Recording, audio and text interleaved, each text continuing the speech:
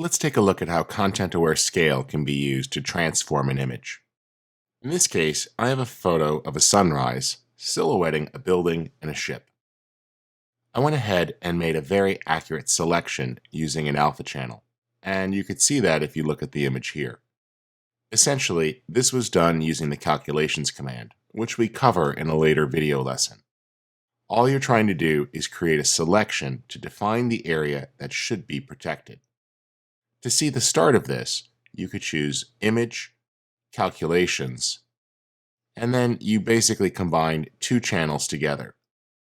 I used the red and the blue and played with their blending mode until I got the change that I wanted.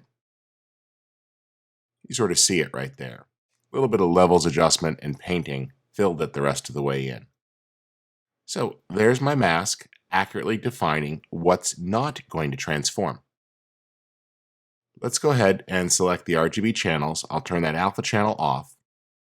Let's go ahead and choose Image, Canvas Size.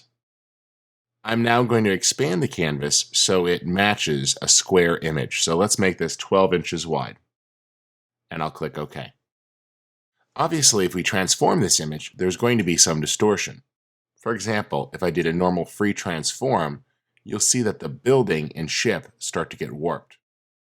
Instead, I could choose to use the Content-Aware Scale option under the Edit menu. This allows me to specify a mask to use to protect a zone.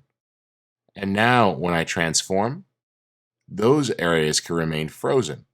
So you notice that the ship and the building don't stretch, but the rest of the image does. And I can click OK. So that's just one use of Content-Aware Scale, and it shows you how creating an alpha channel first can make the scale a more accurate effect.